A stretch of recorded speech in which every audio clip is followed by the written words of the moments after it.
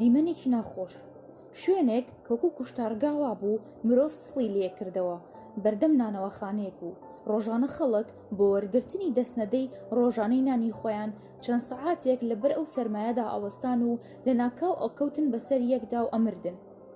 ئەوانەی لە بەردەم ئەو نانەوەخانەیەدا ئەکەوتن و لە برسە ئەمردن هەر لەوێدا ئەمانەوە بۆ سبەینێ خەڵکی لاشەکانیان پێکوت ئەکردن. پلانێکی ژەهراوی. ڕۆژێک دەستەیەک فڕۆکەی ئەڵمانیەکان بە ئاسمانی شاردا تێپەڕین و نانی سپیان بەردایەوە. خەڵکی بە پڕتاو ڕایان ئەکرد و ئەیان خواردن. ئەمەش بوو بەهۆی کوشتنی خەڵکێکی زۆر لە دانیشتوانی شار، چونکە نانەکە هەمووی ژەهراوی بوون. هەروەکو بڵێ سەرما و برسێتی بۆ کوشتنی خەڵکی شارەکە کەم بوو بێت، ئەوانش نانی ژەهراویان بۆ بەرەداینەوە. پلانێکی تر. ڕۆژێکی تر دیسان ئەڵمانیەکان جگە لە نانی سپی پاکەتی شیرینی و شوشە ئاوی میوە و پسکیت و خواردنی تریان بەر ئەدایە خوارەوە. سەرباری ئەوەی خەڵکی هەواڵی نانە ژەهراوەکەیان بیست بوو کەچی لەبەر برسێتی و ناچاری ئەو نان و شیرینی و ئاوی میوانەیان ئەخوارد، ئەوانیش وەکو دەستەی پێش خۆیان ئەمردن. زۆر کەسیش بەتایبەتی ئەو خۆراکە ژەهراویان ئەخوارد هەر بۆ ئەوەی بمرن و لەم ژیانە ناخۆشە ڕزگاریان بێت. نەمانەزانی هۆی شی بوو دوژمن ئیتر وازی لە بەردانەوەی نانی ژەهراوی بەم جۆرە هێنا. پلەی سەرمایە و زستانە گەشتە 50 پلەی لەژێر سفرەوە. ڕادەی لە برسا و سەرمامردەکان گەشتە ڕێژەیەک لە هەر 8 کەس حوتیان ئەمردن. لەم ڕۆوە سەرژمێریەک نەکراوە تاکو بزانین چەند کەس لە ژوورەوە مردون و چەندی دیکەش لەسەر شەقامەکان. بەڵام وەکو دەرکەوتووە نزیکەی 700 بۆ 800 هزار کەس بەتایبەتی مناڵان لە ناو خانۆکاندا مردون. پێویست بە باسکردن ناکات کە ناخۆشترین مردنی مناڵەکان بوو، چونکە نەیان ئەزانی لەکوێوە هاتوون و بۆکوێ ئەچن. مناڵەکان لە برسانە ئەگریان و لە سەرمانە ئەلەرزین. ئەمجا لە باوشی دایکیانە بەبێ ناز ئەمردن. لەو کاتەدا دەستنەدەی نان لە 75 گرام لە ڕۆژێکدا بوو بە 50 گرام، بەڵام نانەکە زۆر باش بوو چونکە هیچ شتێکی تر نەبوو تێکەڵی بە ئاردەکە بکرێت و ئاردەکە خراپ بکات. لە دووەمین جەنگی جیهانیدا تا ڕادەیەک زۆربەی شارەکانی ئەوروپا دووچاری کەمی ئازوخە بووبوون و لە زۆربەی شارەکانیشدا بازاری ڕەش بۆ فرۆشتنی ئازوخە پێکات. هەرکەس پارەی هەبایە ئەیتوانی ئەوەندەی بێوێ ئازوخە و شتومەکی خواردەمەنی بۆ خۆی بکڕێ. بەڵام لینینگراد لە سەرەتای شەڕەکەدا نەبێت بازاری ڕەشی تیان نەبوو. ئەمەش لەبەر ئەوە بوو کە هیچ شتێکی تیان نەبوو تاکو لە بازاری ڕەشدا بفرۆشین. شاری ستالینگرادیش لە لای خواری و رووسیەوە لە کەناری ڕووباری ڤۆڵگا بەهۆی شەڕەوە وێران بوو، بەڵام کەسێکی تیا لە برسا نەمرد. کاتێک دەستنەدەی نانی ڕۆژانە گەشتە 50 گرام خەڵکی ناچار بوون لەبەر برسێتی دەستیان کرد بە خواردنی گۆشتی مردۆکان. لە نادی و ڕۆستۆرانتەکاندا بە ئاشکرا کەوتنە مرد و خواردن کە ئەتوانین ئەم ڕێستۆرانتانە بە بازاری ڕەشی ئەو کاتەی لینینگراد دابنین. چوومە یەکێک لەو ڕێستۆرانتانە بۆ یەکەم جار گۆشتی مردوم خوارد. لەو بەدواوە هەموو جار بۆ خواردنی گۆشتی مردوو ئەڕۆشتم بۆ هەمان ڕێستۆرانت. دەوڵەت زۆر بەباشی ئاگاداری ئەو ڕێستۆرانتە بوو کە گۆشتی مردووی تیا ئەخورا، بەڵام هێشتا بەڕەسمی لەلایەن دەوڵەتەوە ڕێگە نەدرابوو چونکە هێشتا ڕێگەی لێ نەگیرابوو، چونکە هێشتا دەوڵەت ڕۆژی 50 گرام نانی بە هەر یەکێک لەو خەڵکە ئادا. ئەوەندەی پێ نەچوو ڕۆژێک دەرگای هەموو نانەوەخانەکان داخران ئەو ڕۆژە 50 گرامە نانەش نەما. تا ئەو ڕۆژەی دەوڵەت ڕۆژی 50 گرام نانی بە هەرێکێک لە خەڵکەکە ئەدا، ڕوخساری کۆمەلگایەکی شارستانی بە شارەکەوە دیار بوو، چونکە تا ئەو کاتە خەڵک هیوای بە ژیان مابوو. هەموو ڕۆژ دەستنەدەی 50 گرامی نانی خۆیان وەرئەگرت، بەڵام کە ئەو ڕۆژە 50 گرامە نەما ئیتر پەیوەندی نێوان خەڵک و ژیان پچڕا و خەڵک هیچ هیوایەکی بە ژیان نەما. بەشی دووەم. کۆتایی ڕوخساری شارستانیەت و خواردنی گۆشتی مردۆکان. کاتێک دەستنەدەی نان بڕا، دەوڵەت هیچ ئاگاداریەکی لەم ڕۆوە بڵاو نەکردەوە، بە هیچ جۆرێکیش باسی لە هۆکاری بڕینی دەستنەدەی نانی ڕۆژانە نەکرد. ئەمەش بە زۆری لەبەر ئەو بوو کە نە ڕۆژنامە هەبوو نە دەستگای ڕادیۆ، بەڵام خەڵک زۆر باش ئەیانزانی بۆیە دەستنەدەی ڕۆژانەی نان بڕاوە، چونکە ئازوخە لە شارەکەدا نەماوە. لەبەر ئەوەی دەستنەدەی ڕۆژانەی نان بدرێت، من دەستم کردبوو بە خواردنی گۆشتی مردۆکان. لەبەر ئەوە دەستنەدەی نان منی لە برسێتی ڕزگار ناکرد. لە کاتی بڕینی ناندا ژەهری پتۆماین وای کردبوو کە هیچ ئاگایەکم لە خۆم نەبابوو. چاوم بە دووکانی نانەوەکان نەکەوت، هەمویان داخرابوون. بە خۆم ئەوت خۆم بۆ مەرگ ئامادە بکەم. لەو باوەڕەدا بووم تێکڕای خەڵک هەموو وەک من بیریان نەدەکردەوە. دوای بڕێنی دەستنەدەی نان دەوڵەت ڕێگای لە خواردنی گۆشتی مردوو نەگرت، چونکە جگە لە لاشەی مردەکان هیچ شتێکی تر نەبوو تاکو خەڵک بیخوات. بەداخەوە کاتێک نان بڕا سوتەمەنیش لە ناو شارەکەدا تەواو بوو. اینجا خەڵک ناچار بوون لەبەر برسێتی گۆشتی مردوەکانیان بەکاڵی ئەخوارد. بەهۆی ئەوەی کە لە دەستگایەکی ڕۆژنامەنووسیدا کارم ئەکرد، من کتێبخانەیەکی گەورەی پڕ لە کتێب و گۆڤار و ڕۆژنامەی خۆنم هەبوون. زۆر جار بۆ برژاندن لێم ئەسووتاندن، شەوانەش لەسەرمانە بەسەر و قاچمەوە ئەم پێچانەوە. ئەڵمانیەکان لە دوای تەوابوونی دەستنەدەی ڕۆژانەی نان چەند شەو ڕۆژێک یەک لەسەر یەک شارەکەیاندایە بەرگولەی تۆپ بەو نیازەی شارەکە هەمووی وێران بکەن. ڕووداوێکی سیر ڕۆژێک بۆ هێنانی گۆشتی مردوو لە ژوورەکەم چوومە دەرەوە. دەرگەی ماڵی یەکێکم لە هاوڕەکانم دیکرا بووە، جووتێک چەکمەش بە حەواوە لەناو ژوورەکەدا هەڵواسرا بوو کە چوومە ژوورەوە تەماشام کرد خاوەن ماڵەکە بەتێک هەڵواسرا و لاقێکی لێ کراوەتەوە. زۆر سەرم سۆڕما بۆ ئەبێت ئەو کەسەی قاچی ئەم کابرایی بڕیوە ئەوەندە ئەرکی کێشاوە لەو پلیکانانە سەرکەوت و ئەم پیاوەی هەڵواسی و قاچەکەی بڕیوەتەوە. خۆ هەر لەسەر شەقامەکە گۆشتی لەمە باشتر و زۆرتر هەبوو بیان بات و بیان خوات.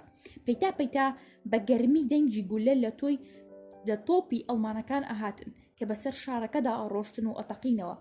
دەنگی ڕوخاندنی خان و بەرەو دوکان و شوێنە نیشتەجیەکان ئەهاتن، بەڵام کەسە دەنگی تۆپ و یان فڕۆکە نەئەترسات، چونکە لەگەڵ مەترسێکی گەورەتردا ڕوبەڕۆ بووینەوە کە ئەویش سەرما و برسێتی بوو. هەروەها لەبەر ئەوەی هیچ هۆیەکی گواستنەوە تووچۆکردن لە شارەکەدا نەمابوو، خەڵک بەگشتی لە ناوەڕاستی شەقامەکەدا هاتوچۆیان ئەکرد و ئەکەوتن بە ئەرزدا.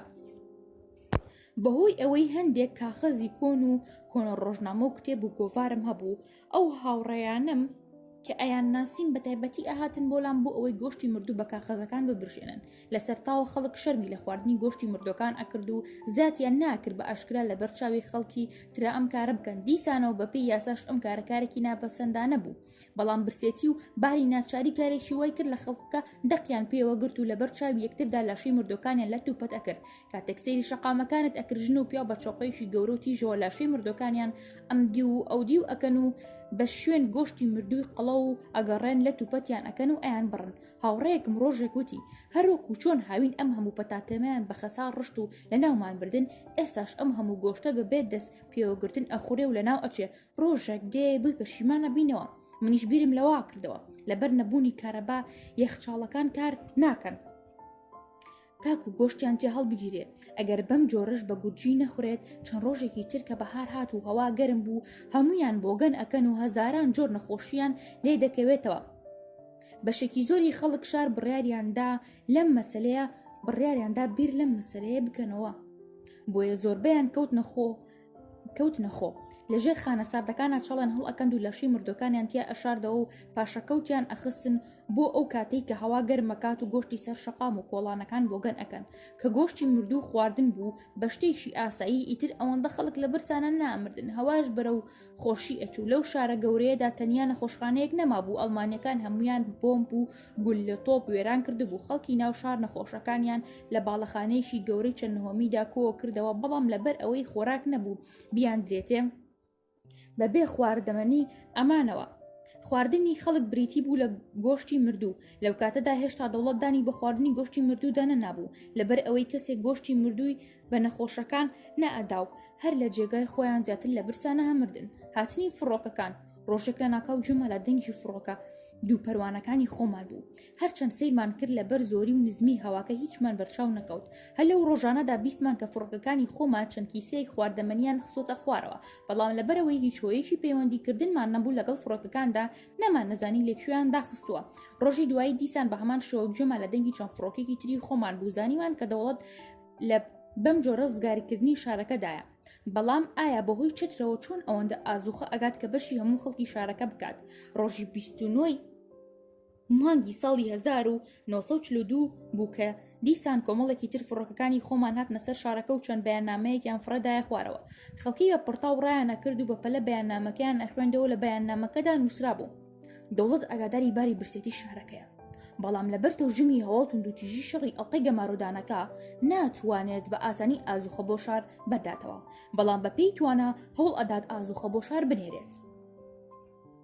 پاش ئەو ئەو ماوە دوور و درێژە کە خەڵک بەهۆی نەبوونی ڕۆژنامە و رادیۆ و ئاگای لە دەرەوە شار نەما بوو بۆ یەکەمین جار هەواڵی دەرەوەیان بیست و ئاگادار بوون بەڵام هێشتا ئەوە نەزانرا کە ژاپۆن لە دژی ئەمریکا و ئینگلیس تێکەڵاوی شەڕەکە بوو و ئەمریکا شتۆتە ناو شەڕەکەوە تا ئەو کاتە 3 مانگ بەسەر شەڕی نێوان ژاپۆن و ئەمریکادا تێپەڕ بوو کەچی ئێمە هیچ ئاگاداریەکمان لە مەسەلەکە نەبوو دەوڵەت نەی ئەزانی ئێمە بۆ جۆرە لە وەزعی دەرەوە بێ ئاگاین خەڵکەکە ئەوەندە برسی و بێهیوا بوون هیچ دڵیان بەو بەیاننامەیە خۆش نەبوو لە سێمی ڕۆژی مانگی نیسانی ساڵی 1942دا پۆلێک فڕۆکەی تر ئازوخەیان هێنا بوو کەچی لە ئاسمانی شاردا بەر لەوەی بارەکانیان بخەنە خوارەوە لەگەڵ چەند فڕۆکێکی جەنگی ئەڵمانەکاندا دایان لە یەک و کەوت نەشەڕەوە فڕۆکە ڕووسیەکان توانیان بەسەر فڕۆکە ئەڵمانیەکاندا نەئەشکا ناچار ڕایان کرد جاری پتۆماین کە لە ناو گۆشتی مردەکاندا بوو زۆربەی ژن و پیاوی شارەکەی گەشت کردبوو خەڵکەکە بێهەست بەخۆکردن بەسەر شەقامەکاندا ڕۆشتن هیچ پێویست بەوە ناکات باسی پیسی شەقام و کۆڵانەکان بکەم خوێنەر خۆی زانێت شارێکی قەڵەباڵەخ و بێ ئاو و کارەبا و بێ دەست شۆر و ئاو دەست و بێگەرما و بێ هۆیەکی تری تەندروستی و بێناز ئەبێت چۆن بوو بێت شەقام و کۆڵانەکان هەمویان بوون بە شوێنی خۆش و خاڵ ئەو شارێک کە هەمیشەوەک و بووک ڕازا بوو بە خاوێنترین شاری جیهان نەسرا بوو ئێستا بۆ بە پیسترین و بۆگەنترین شاری جیهان خەڵکی شار هەموو ڕیشیان هاتبوو کەسێک تااقەتی ڕشتاشنی نەمابوو هیچ شتێکی سروشتی و کۆمەڵایەتیەوە و خۆی نەمابوویەوە ڕوخسار و شار و خەڵکی شار بە تاوەتی گۆڕا بوو خواردنی گۆشتی مردوو بۆ جۆرێک خەڵکی گێش کرده بوو کە دایک تەنانەت شیری بە مناڵی بەرمەمکانی خۆی نەئەدا و مناڵەکان لە برسا مردن هەر مناڵێک ئەمرد چەند ڕۆژێک لە ناو ژوورەکان ئامانەوە کە بۆ گەنیان نەکرد ئینجا دایکەکان مناڵەکانیان لە پەنجەرەکان و فرەیەدایە سەر شەقام و ناو کۆڵانەکان لە نیوەی مانگی نیسانی هەمان ساڵ بەدواوە کە شەو هەوا بەرەو گەرمی ڕۆشت بەفر و سەوڵەکان بەرەبەرە ئەتوانەوە ڕۆژێک ئافرەتێکم دی لەسەر ڕۆخی شەقامەکە دانیشت بوو منداڵێکی کۆرپەی بە باوەشەوە بوو بەبێ هەست پێکردن ئەی خست بم لە بۆلادا تاکو لە ناکە وەک پارچە خاشاک و خۆڵێک فڕیدایە سەرزەوی بە گورجی زانیمە و ئافرەتە هیچ هۆشی لای خۆی نەماوە و بەرپرس نییە بەرامبەر بە هیچ کردارێکی خۆی هەموو شارستانێکی ڕابردوومان لە بیر چووەتەوە لە ڕۆژانی 4 و 5 و 6 مانگی نیساندا دیسان فڕۆکەکان دەرکەوتنەوە و هەندێک بەیان نامەیان بەسەر شارەکەدا بەردایەوە کاتێک بەیان نامەکان خوێندرانەوە دەوڵەت داوای لە خەڵکی شارەکە کردبوو لەبەر ئەوەی فڕۆکەخانەکان لە دەرەوەی شارە و ئەڵمانەکان دەستیان بەسەر داگرتووە پێویستە خۆتان شوێنێک بۆ فڕۆکەخانەکان لە ناو شاردا بکەنەوە تاکو فڕۆکەکان تێیدا بنیشنەوە و ئازوخەتان بۆ بێنین دوای ئەوە هەوا نەختێک گەرم بوو شارەکە بە تەواتی بۆ گەنی کرد چونکە زیاتر لە 3 ملیۆن مردوو لەسەر شەقام و کۆڵان و ناو خانۆکان کەوتبوون ئەو ئازوخەی فڕۆکەکان بەریانەدایە بەشی ژیان و گوزەرانی خەڵکی شاری ناکرد چونکە هەندێک لەو ئازوخەیە لە بەرەگای شەڕ و لەسەر سەنگەری ئەڵمانەکان کەوتنە خوارەوە بە قسمەتی ئێمە نابوون ڕێگای چارەسەرکردنی هێنانی ئازوخە بۆ ناوشار هەر ئەوە بوو لە ناو شاردا فڕۆکەخانەیەک دروست بکرێ تاکو فڕۆکەکان بە ئاسانی بتوانن تێیدا بنیشنەوە خەڵکەکە ناچار بوون تا ئەو کاتی لە ڕێگەی ئاسمانیەوە ئەوەندە ئازوخەیان بۆ دێت بەشی ژیانیان بکات بە ناچاری هەر گۆشتی مردۆکان بخۆن هەتا هەوا گەرمتر بواە بۆگەنی لاشەی مردۆکان زۆرترە بوو تا ئەو ڕادەیلی هات لەبەر بۆگەنی لاشەی مردۆکان هیچ کەس هۆشی لەسەر خۆی نەمابوو کاتێکیش بەفر و سەوڵەکان توانەوە شەقام و کۆڵانەکان هەر یەکۆک و نیمشە ڕووبارێکی لێ هات کە پڕ بوو لە خوێن و بۆنی ناخۆش و لاشەی مردوو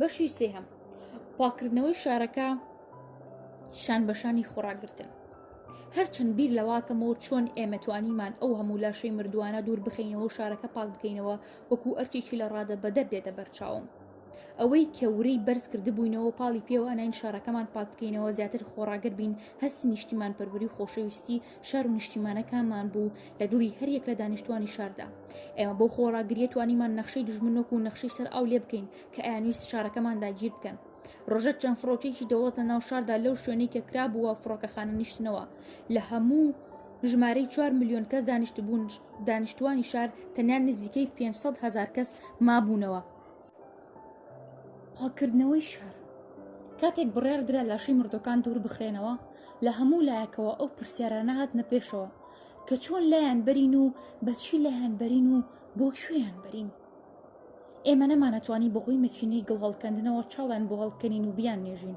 چونکە لەبەر نەبوونی سوتەمەنی مەکینەکان ئیشیان ناکرد ئەگەر بمانویستایە بە پاچ و بێڵ چاڵان بۆ هەڵکەڵین دیسان لەبەر زۆری لاشەکان و سەختی زەوی کە سەرمای زستان بەستبووی بۆمان هەڵناکەندرا. بڕیارەدرا لاشەکان هەمووی فڕە بدرێتە خەندەکە گەورەکەی دەرەوەی شار و بۆ ئەوەش خەندەکەکە پڕ نەبێتەوە لە هەموو شوێنەکانی خەندەکەکەدا لاشەکان کۆمەڵ کۆمەڵ دابنرێن و گڵیان بەسەردا بکرێن. لە ناو شاردا هیچ هۆیەک بۆ گواستنەوەی لاشەی مردوەکان و درخستنەوەیان لە ناو شاردا نەبوو، چونکە لەبەر نەبوونی سوتەمەنی هیچ ئۆتۆمبیلێک کاری نەئەکرد و ئەسپ و هێستر و چوارچەرخەکانیش نەمابوون تاکو و چوارچەرخەکانیان پێڕاو بکێشین.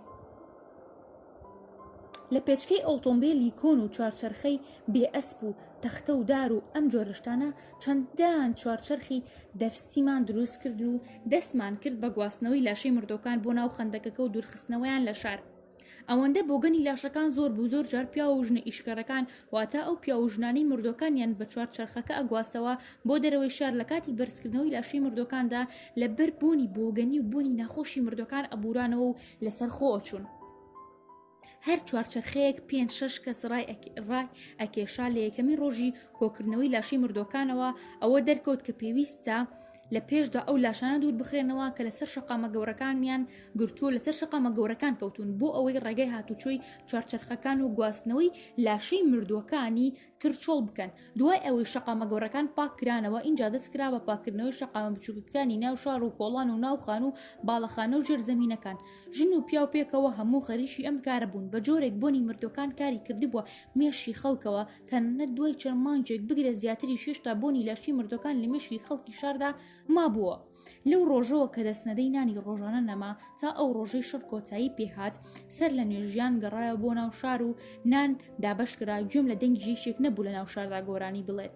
لە کاتی پاکردنەوەی شاردا لاشەکانمان بە چوارچەرخە ئەبرد و ئەمان خستنە ناو خەندەکەکەوە و نەختێک گڵمانەکرد بەسەریاندا و دامان ئەپۆشین تاکو و بۆگەنیان نێت. کاتێک لەشی مردوەکانمان بەرزە کردەوە زۆر جاروارڕێک ئەکەوت لەشی هاوڕێکی خۆمم ئەبینی هیچ دڵمدا ناشڵەکە چونکە مردن بوو بە شتێکی ئاسایی. شەقامەکان تا کۆتایی مانگی نیسانی ساڵی 1942 هەموویان پاکرانەوە. هەموو لاشەکان فڕەدرا ناو خەندەکەکەی دەوری شار و بەگڵدا پۆشان. هەرچەندە شەقامەکان بە تەواوەتی پاکرابوونەوە بەڵام هێشتا هەر بۆگەنی لاشەی مردوەکانی لێ ئەهات. بە دوورخستنەوەی لاشەی مردوەکان و پاکردنەوەی شار لە مردوەکان ئازوخەی ئەو کاتەی خەڵکی شار بڕاو. زۆر کەسی قایمکار کە گۆشتی مردویان لەژێر خاک و ژێرزەمینەکانان شاردبووە باوکاری یەکتر و پێکەوە لەگەڵ یەکدا ئەیان خوان. ئەوانەشی هیچیان نەشاردبووە دووچاری برسێتی بووبوون لەسەر شەقامەکان لە برسانەوە بێ پەڕا و پەلامەری نەخۆشەکانیان ئەدا و ئەیان کوشتن و گۆشتەکانیان ئەخواردن یان بۆ ئەوەی گۆشتەکانیان بخۆن. اینجا خەڵک بە پەلا دەستیان کرد بە گەورەکردنی فڕۆکەخانەکە لە ناو شارە.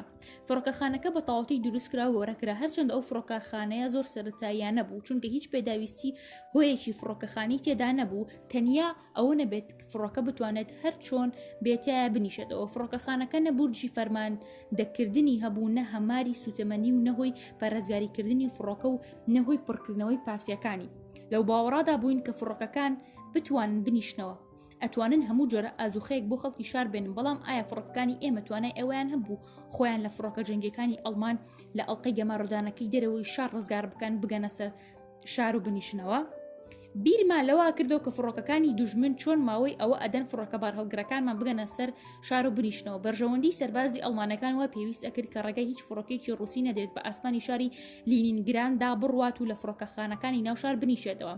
ڕۆژی سیازدەمینی مانگی مەیسی هەمان ساڵ فڕۆکەخانەکە بە یەکجاری فراوان کرا و تەواو بوو. بەڵام نە ئەو ڕۆژە فڕۆکە هاتوو نە ڕۆژانی دواتر هیچ هۆیەکمان بەدەستەوە نەبوو کە بتوانین لێپرسراوانی سەرەوەی دەوڵەت لەبارەی تەواوبوونی فڕۆکەخانەکەەوە ئاگادار بکەین. ڕۆژی شازدەمینی مانگی مایسی ساڵی 1942 سێ فڕۆکەی بارهەڵگری خۆمان هاتنە ئاسمانی شارەکە. پۆلێک فڕۆکەی جەنگی پارێزگاریان لێکردن لە ئاسمانی شاردا. شەڕێکی تند لە نێوان فڕۆکەکانی ئێمە و فڕۆکە ئەڵمانەکاندا ڕوویدا. چەند فڕۆکەیەکمان کەوتنە خوارەوە بەڵام هەرچۆن بوو فڕۆکەیەکی بارهەڵگر لە فڕۆکەخانەکە دانیشتەوە باوەڕ بکەن وەکو چۆن لە شیرۆکە ئەفسانەکاندا باسی ئەوە ئەکەن کە ئەگەر یەکێک لە ئەستێرەی مەریخەوە بێت و بنیشێتەوە چۆن خەڵک بەسەر سوورمانیەوە لێکۆ ئەبنە و دەوری ئەدەن و تەماشای ئەکەن. بەو جۆرە خەڵکی شار بە زۆری لەو فڕۆکەیە کۆبوونەوە. لەو کاتەدا کەس بیری لەوە ناکردەوە بزانێت ئەو فڕۆکەی بۆچی هاتووە بەڵکو تەنها ئەویان ئەویست فڕۆکەخانەکە فڕۆکەوانەکە ببینین بۆی بزانن ڕوخساڵی خەڵکی ئەو دیوی ئەڵلقەی گەمارۆدان چۆنە. ئەو خەڵکی لە دەروی فڕۆکەکە ئەو خەڵکی لە دەوری فڕۆکەکە کۆ ببوونەوە بە ڕواڵەت زۆر شپرزە و ڕژدرێژ و چڵکن و بۆگەن بوون، هیچ ڕوخسارێکی شارستانیان بە ڕواڵەتەوە نەما بوو.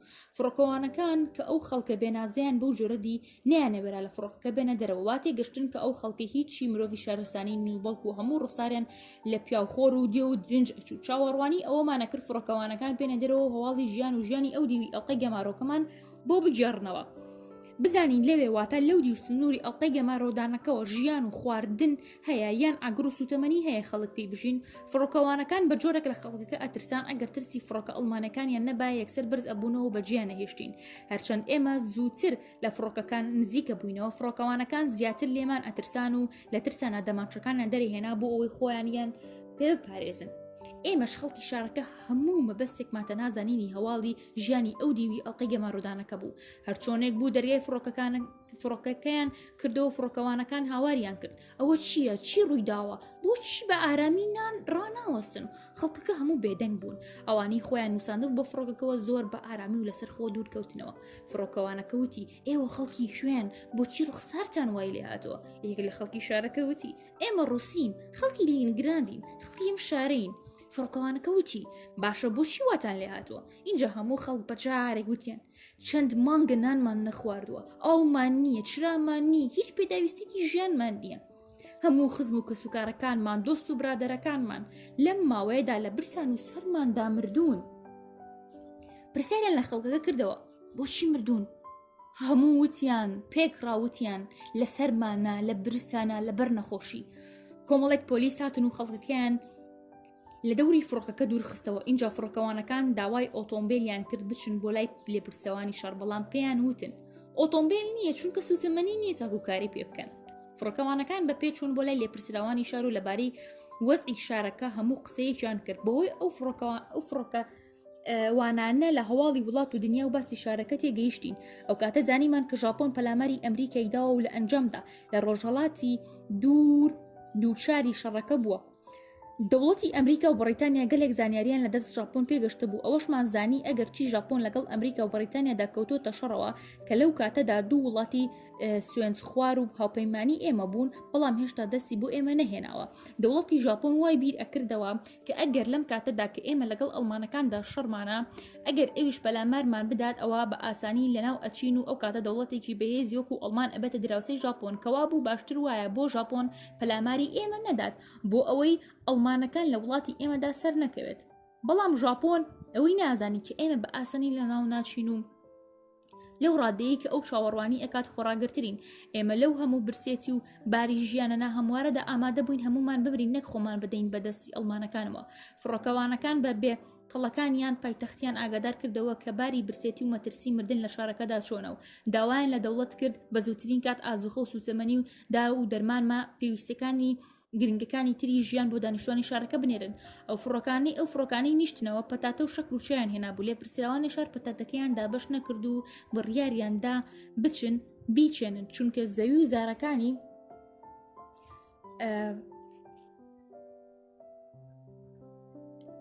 دەوروبەری شار ئەوانەی هێشتا نەکەوتبوونە ژەر دەسەڵاتی ئەڵمانەکانەوە هەموو بۆ کوشتتوکاڵ و پەتاتە زۆر باش بوو، چونکە ئەیانزانی تاکو و فڕۆکەی ئەڵمانەکان بەسەر ئاسمانی شاردا بسوورێتەوە. فڕۆکەکانمان ناتوانن بەو ڕادەیە ئازوخە بێنن کە بەشی هەموو دانیشتوانی شارەکە بکات.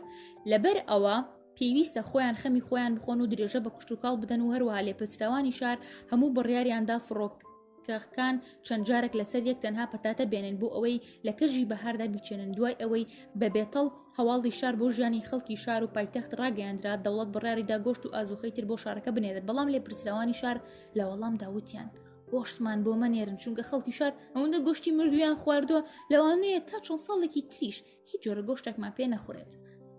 دوو ڕۆژ دوای ئەوە چەند فڕۆکەیەکی تر هاتن و ئازوخەیان هێنا، بەڵام هەموو جار هەر لە پێش فڕۆکە دوانیان بەبارەوە ئەکەوتنە خوارەوە.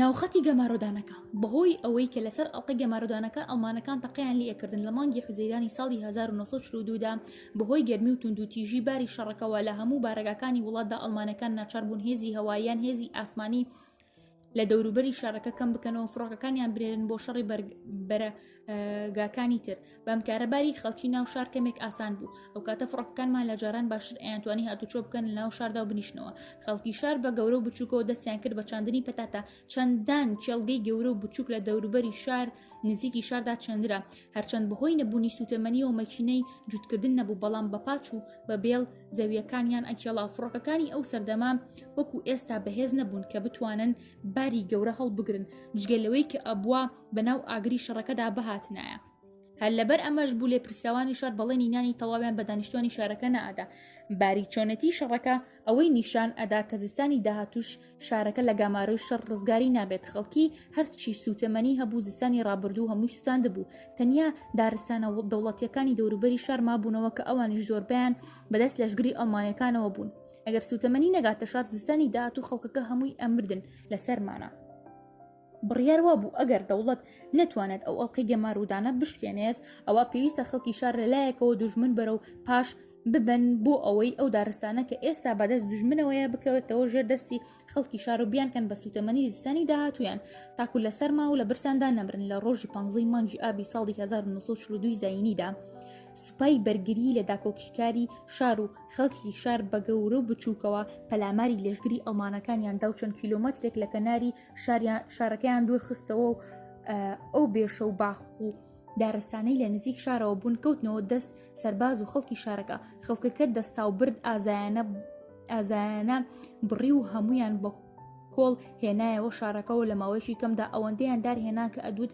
پشی هەموو زستانەکات خەڵکی شار بە زۆری بیریان لەوە کردەوە هەندێک لەو کارخانانە کە بە ئاگری خەڵوز و بەردی کاریانە کرد بەدار بیان خەنەوە کار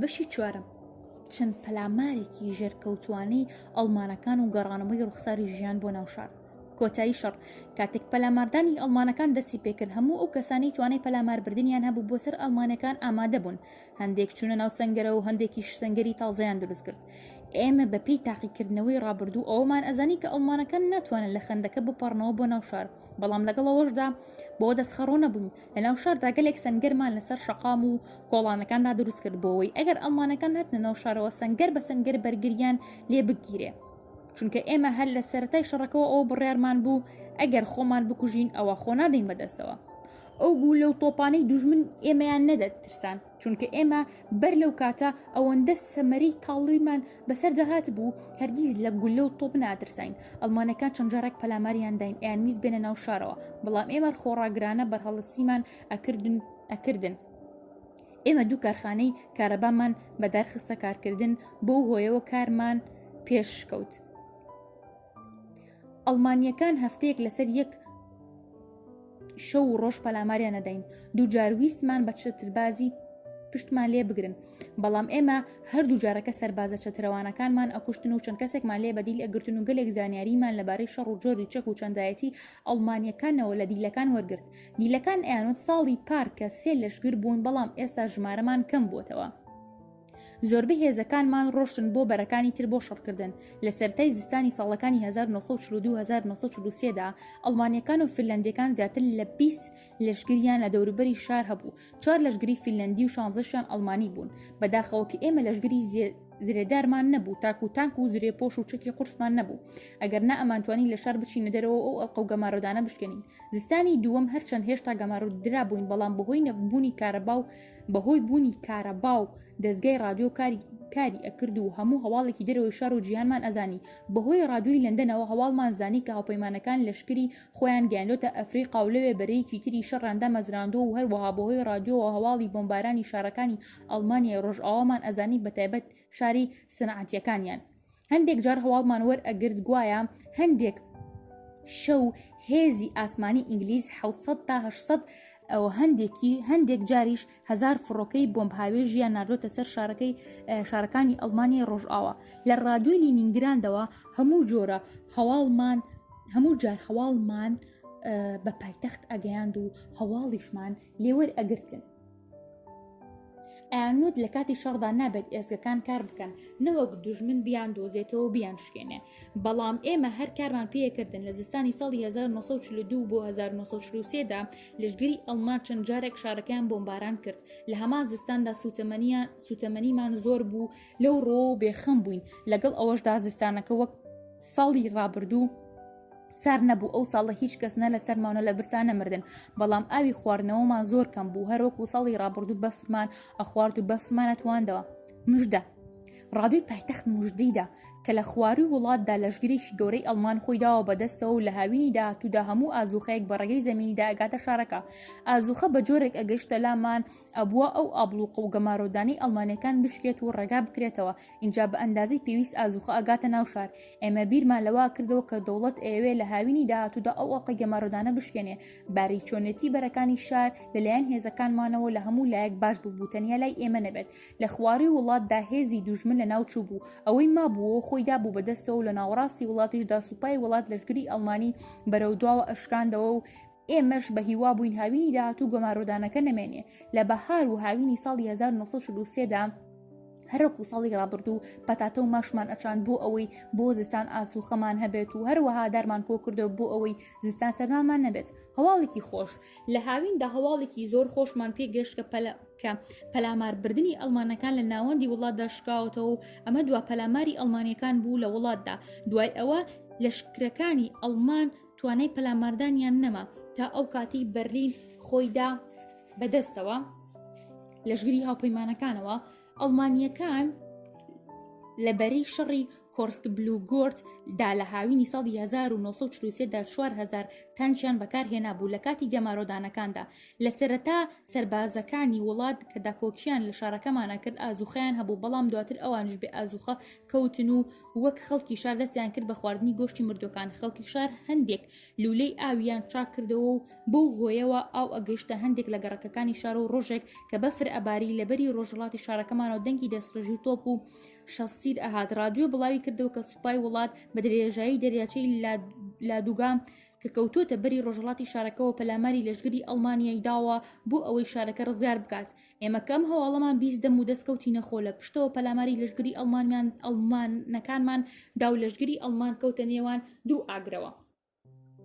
لە یەکەمین ڕۆژەکانی ساڵی 1942دا سوپای وڵات لەبەری ڕۆژهڵات و ئێمەش لە ناوە پەلاماری ئەڵمانەکانماندا و لەشگری ئەڵمانمان شکاند و چامان بە بینینی سوپای وڵاتەکەمان ڕوون بووە کە ڕێگا کرایەوە و ئازوخە گەشتە شار بە گورجی نانەوەخانەکان دەستیان کرد بە نانکردن و هەرکەس هەر ڕۆژ دەستنەدەی تەسەلی نانی خۆی وەرئەگرت. باری ژیان جارێکی تر ئاسایی بۆەوە و دەوڵەت بڕیاریدا پۆستە بە پۆستە خەڵکی شار و ئەو سەربازانە لە شارەکەدا بوون بیان نێرێ بۆ ناوچەکانی تر بوو ئەوەی بێنەوە سەرخۆشن کە خۆراگرتنی 3 ساڵ و خواردنی گۆشتی مردوو و سەرمە و سۆڵە و هەزاران جۆر نەخۆشی بە جۆرەکاری کردی بۆ سەر ڕوخساری خەڵکی شارەکە کە بە ئاشکرا شێتی و ماندوێتی و نەخۆشی لە ڕواڵەتیانە بەدیەکرا. زۆری پێنەچوو لەشگری ئەڵمان بە شپرزەیە دەوری شارەکەیان جێهێشت و بە یەکجاری گەڕانەوە.